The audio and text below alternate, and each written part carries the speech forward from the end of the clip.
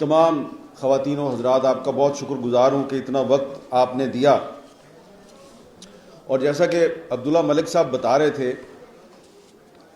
کہ یہ تقریب رونمائی پہلے الحمرہ ہال میں ہونی تھی، لیکن یہاں پر اس کو اسی وجہ سے لایا گیا کہ کتاب جن مقاصد کے لیے لکھی گئی ہے ان مقاصد کی تکمیل جو ہے وہ یہیں سے ہو سکتی ہے. تو اس لیے ہم آپ کے سامنے حاضر ہوئے ہیں. تو میں فرخ الیاس چیمہ صاحب آپ کا شکر گزار ہوں، عبداللہ ملک صاحب کا بھی شکر گزار ہوں، اور سلمان اکرم راجہ صاحب، خواجہ سعد رفیق صاحب، رانا کرام ربانی صاحب، احمد عبید صاحب، آپ سب کا بہت بہت شکریہ. اور جو سب سے پہلے مقرر تھے، جن کو میں پہلے نہیں جانتا تھا، انہوں نے آپ کو بتایا کہ پچھلے دور حکومت میں انہوں نے میرے پہ 2 مقدمات قائم کروائے تھے، شاید وہ مدعی تھے. آج انہوں نے کہا کہ جی وہ میرے سے غلطی ہوگی. آپ کا بہت بہت شکریہ آفتاب. میں نے آپ کا ذکر خاص طور پہ اس لیے کیا ہے کہ آج کے دور میں بھی بہت سے صحافیوں کے خلاف اور سیاسی کارکنوں کے خلاف مقدمات درج ہو رہے ہیں.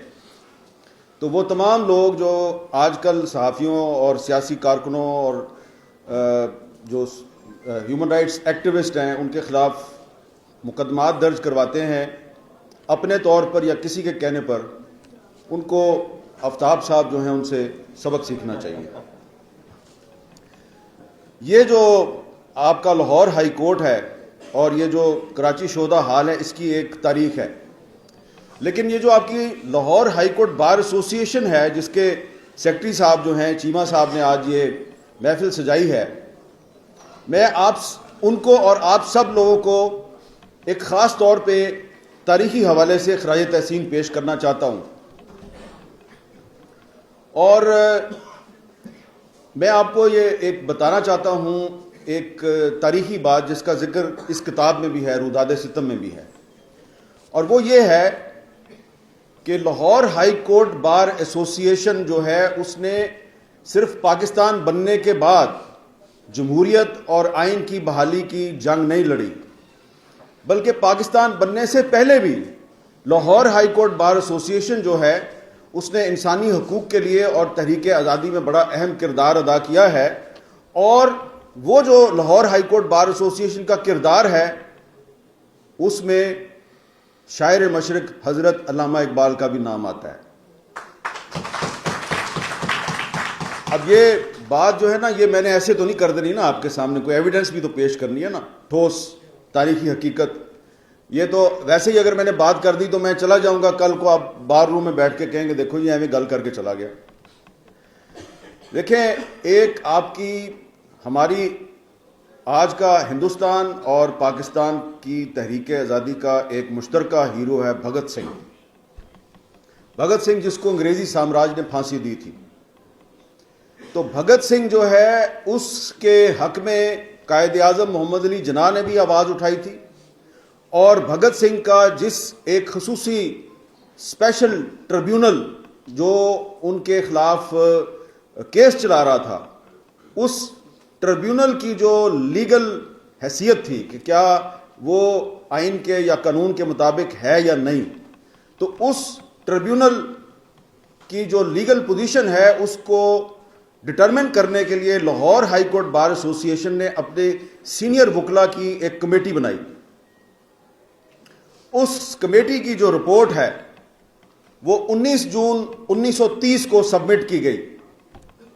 شاید اب وہ لاہور ہائی کورٹ کے ریکارڈ میں وہ رپورٹ نہیں ہوگی، لیکن انڈیا میں ایک ہسٹورین ہیں اے جی نورانی، اور اے جی نورانی صاحب نے بھگت سنگھ پر جو اپنی ایک کتاب لکھی ہے اور بڑی ریسرچ بیسڈ کتاب ہے، اس میں انہوں نے بہت سے ہسٹوریکل ڈاکومنٹس جو ہیں ان کو اکٹھا کر دیا ہے، اور جو انہوں نے وہ لاہور ہائی کورٹ بار ایسوسی ایشن کی اس کمیٹی کی رپورٹ اپنی کتاب میں شامل کی ہے.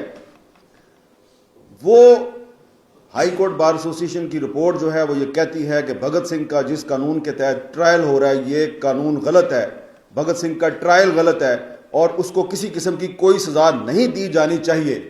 اور اس رپورٹ پر جن اس زمانے کے 5 نامور وکلا کے دستخط ہیں، ایک تو ہیں گوکل چند نارنگ، برکت علی ایڈوکیٹ, نانک چند ایڈوکیٹ اور ڈاکٹر محمد اقبال ایڈوکیٹ. علامہ اقبال نے بھی اس پہ دستخط کیے.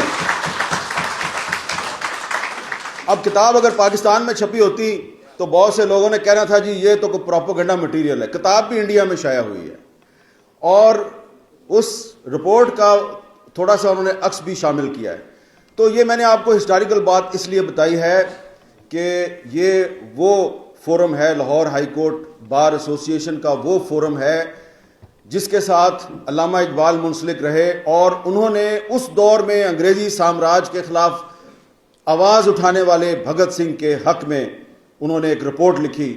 اور میں یہ مطالبہ کرتا ہوں آپ سے, میں گزارش کرتا ہوں کہ وہ اے جی نورانی صاحب کی رپورٹ میں سے, وہ کتاب میں سے وہ رپورٹ نکال کے آپ اس کو یہاں پر ریپروڈیوس کریں اور جو وکلا ہیں وہ اس کو پڑھیں, کیونکہ آج بھی اسی قسم کے قوانین بن رہے ہیں. پاکستان تو بن گیا ہے لیکن بہت سے ایسے قوانین بن رہے ہیں جن کو دیکھ کر ہمیں انگریزی سامراج یاد آ جاتا ہے. اب یہ سیکشن 144 کیا ہے, دفعہ 144, یہ بھی تو انگریزوں کے دور سے چلی آ رہی ہے نا. تو یہ میں یہ سمجھتا ہوں کہ اس کتاب میں نے اس واقعے کا اسی لیے ذکر کیا ہے کہ آج کے پاکستان میں یہ جو جبر اور ظلم ہو رہا ہے اس کو جاری رکھنے کے لیے جو برطانوی سامراج کے قوانین ہیں ان کو آج بھی استعمال کیا جا رہا ہے. اگر اس کو تبدیل بھی کیا جاتا ہے تو اس کو نئی شکل میں دوبارہ مسلط کر دیا جاتا ہے. تو یہ دراصل میری روداد ستم نہیں ہے, یہ قائد اعظم اور علامہ اقبال کے پاکستان کی روداد ستم ہے جس میں آئین اور قانون بھی مظلوم ہے, جس میں جمہوریت بھی مظلوم ہے, جس میں میڈیا بھی مظلوم ہے, جس میں انصاف کے ادارے بھی مظلوم ہیں, کیونکہ وہاں پر بیٹھے ہوئے جج جو ہیں اگر وہ کسی کی مرضی کا فیصلہ نہیں کرتے تو پھر ان کے ساتھ وہی کچھ ہوتا ہے جو کہ جسٹس سمدانی کے ساتھ ہوا تھا. اب دو طرح کے وکلا ہیں اور دو طرح کے جج ہیں.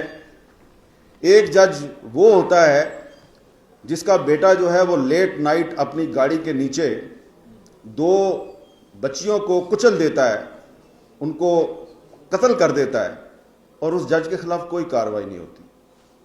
اور دوسرا جج وہ ہوتا ہے جو پہلے وکیل تھا پھر جج بن گیا اور 40 سال تک کسی کو خبر نہیں ہوئی, اور 40 سال کے بعد کسی کو یاد آتا ہے کہ اس کے تو ڈاکومنٹس ہی غلط ہیں.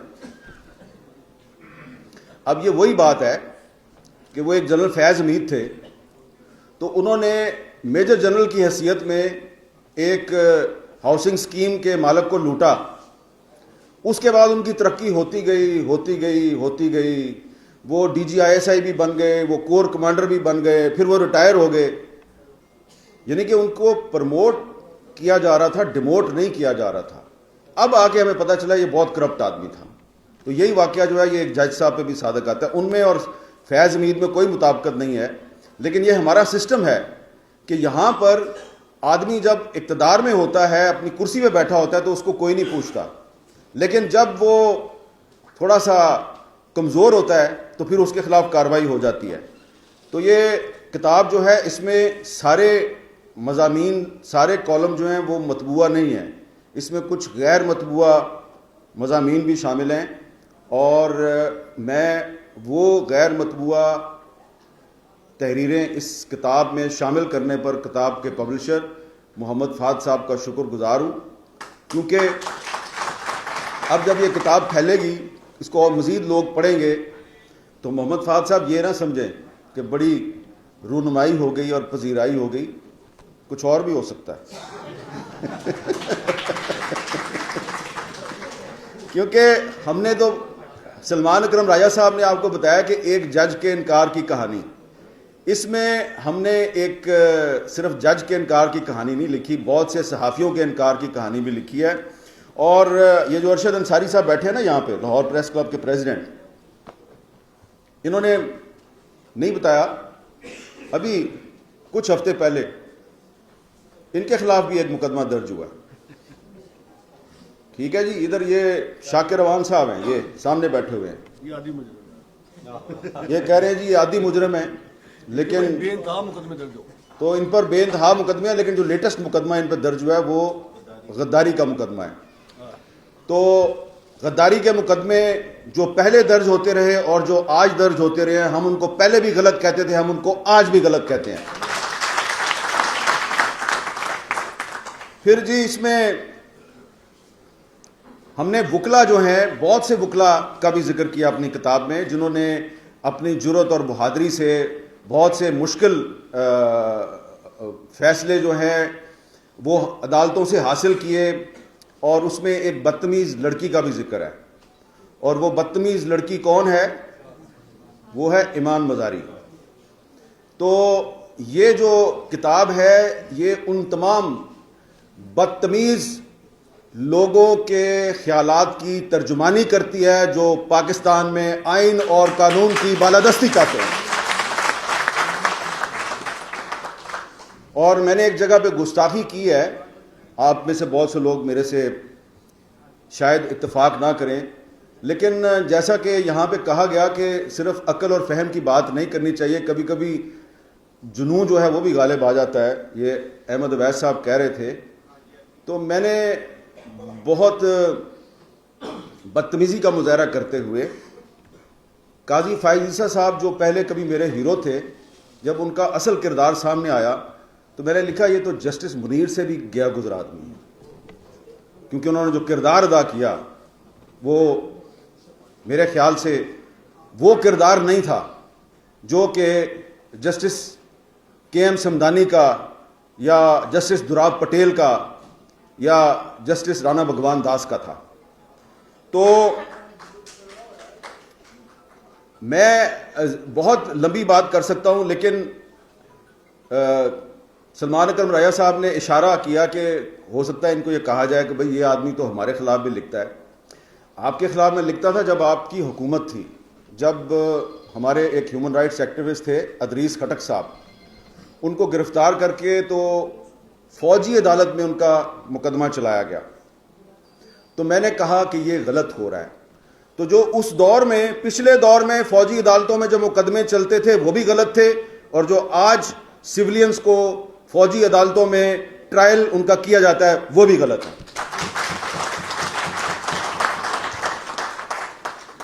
اور آئینی ترامیم کا ذکر ہو گیا، اس پہ میں مزید کیا بات کروں. 26ویں ترمیم کا بھی ذکر ہو گیا، 27ویں ترمیم کا بھی ذکر ہو گیا. لیکن شکر ہے کہ پاکستان میں آپ جیسے لوگ بھی موجود ہیں جو یہ بات ببانگ دہل کہتے ہیں کہ کوئی آئین میں ترمیم کے نام پر ایسا کام نہ کرو کہ 1973 کے آئین کا چہرہ ہی بگڑ جائے. اس کی وجہ یہ ہے کہ یہ اب ہمارے پاس، اہل وطن کے پاس، یہ ایک واحد کنسنسس ڈاکومنٹ ہے. اور مجھے یہ کہنے کی اجازت دیجئے کہ اس 1973 کے آئین کے بعد آپ کوئی کنسنسس ڈاکومنٹ نہیں بنا پائیں گے. کہاں سے لاؤ گے آپ ذوالفقار علی بھٹو؟ کہاں سے عبد الولی خان کو لے کے آؤ گے؟ کہاں سے غوث بخش بزندوں کو لے کے آؤ گے؟ وہ ولی خان جس پر کہ لیاقت باغ میں ان کے جلسے پہ فائرنگ ہوئی تو وہ لاشیں اٹھا کر پشاور واپس گئے، لیکن انہوں نے واپس آ کے اسمبلی میں آئین جو ہے اس کی منظوری میں اہم کردار ادا کیا. کیا آج کے سیاستدانوں میں اتنی ٹالرنس اور برداشت ہے؟ یہ اس کا جواب آپ کو پتہ ہے. تو یہ دوبارہ نہیں ہوگا. اس لیے اگر آپ نے یہ ملک بچانا ہے، اس کو قائم رکھنا ہے، اس کو مضبوط رکھنا ہے، تو پھر اس آئین کی حفاظت کیجئے.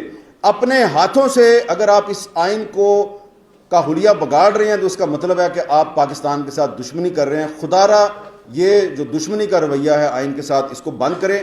اور خواجہ سعد رفیق صاحب جو ہیں، انہوں نے بہت سی کڑوی کسیلی باتیں جو ہیں وہ بڑے نرم لہجے میں کہہ دی ہیں، اور یہی ان کا کمال ہے. اور جو انہوں نے آج کل کی سیاسی جماعتوں کو نیم جمہوری سیاسی جماعتیں قرار دیا، یہ بالکل انہوں نے صحیح کہا ہے. میں تو کچھ سیاسی جماعتوں کو نیم جمہوری بھی نہیں سمجھتا، وہ آمرانہ جماعتیں ہیں، کیونکہ وہاں پر آپ اختلاف رائے کر ہی نہیں سکتے. تو اس لیے ان سیاسی جماعتوں کو بھی جو ہے ایک حقیقت کا آئینہ دکھانا بڑا ضروری ہے. اور اگر یہ سیاسی جماعتیں یہ سمجھیں آج کہ کل کیونکہ ہمیں مار پڑی ہے تو آج پھر ہم نے آ کے جو کل ہمیں مار رہا تھا اس کو پھینٹی لگانی ہے، تو اس طرح تو کام نہیں چلے گا. کیونکہ کل اور آج پھینٹی لگانے والا تو ایک ہی ہے.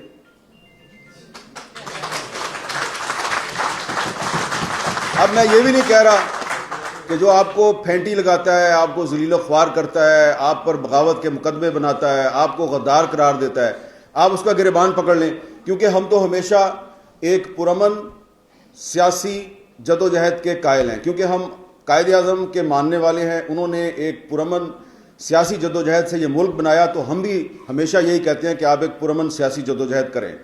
تو پرامن سیاسی جدوجہد کرنے کے لیے یہ ضروری ہے کہ ہماری جو سیاسی جماعتیں ہیں وہ ایک دوسرے کو برداشت کریں اور کچھ نکات پر ایک دوسرے کے ساتھ مکالمہ کر کے ڈائلاگ بھی کریں. کیونکہ اگر آپ آپس میں ڈائلاگ نہیں کریں گے, مکالمہ نہیں کریں گے, اور دیوار میں ٹکر مار کے اپنا سر پھاڑ کے کہیں گے میرے ساتھ بڑا ظلم ہو رہا ہے, تو اس سے فائدہ آپ کے دشمن کو ہوگا. وہ چاہتا ہے کہ آپ دیوار میں سر ماریں اور آپ کا خون نکلے اور آپ کے ساتھ کوئی ناخوشگوار واقعہ ہو جائے اور وہ کہیں گی ہم نے تو کچھ نہیں کیا, دیکھو تو آپس میں لڑ کے مر گئے. تو اس لیے یہ جو روداد ستم ہے, یہ روداد ستم آپ کو پکار پکار کر کہہ رہی ہے کہ خدا کے لیے اس آئین کو بچاؤ, کیونکہ یہ آئین بچے گا تو یہ قائد اعظم کا پاکستان بچے گا. اور قائد اعظم کا پاکستان صرف اس صورت میں بچے گا کہ اگر پاکستان کی تمام اہم پولیٹیکل پارٹیز اور تمام سٹیک ہولڈرز جو ہیں وہ کم از کم اس ملک کو بچانے کے لیے ایک نقطے پر آپس میں مکالمہ کریں. اختلاف کرتے جائیں, آپس میں ایک دوسرے پہ تنقید ضرور کریں, لیکن آئین کو بچانے کے لیے اور آئین کا حلیہ بگاڑنے کے خلاف آپ کو ایک آپس میں اتفاق رائے کرنا پڑے گا, ایک مشترکہ حکمت عملی اختیار کرنی پڑے گی. اور وہ مشترکہ حکمت عملی صرف ایک ہی طریقے سے ہو سکتی ہے کہ آپس میں مکالمہ کریں, آپس میں مکالمہ کریں. یہی ہے لاہور ہائی کورٹ بار ایسوسی ایشن کی روایت. اور آج لاہور ہائی کورٹ بار ایسوسی ایشن کے اس پلیٹ فارم سے میں پاکستان کی تمام سیاسی جماعتوں کو یہ اپیل کرتا ہوں کہ آئین اور قانون کی بالادستی کے لیے ایک دوسرے کے ساتھ ڈائلاگ کریں. بہت بہت شکریہ. بہت شکریہ منیر صاحب. اب میں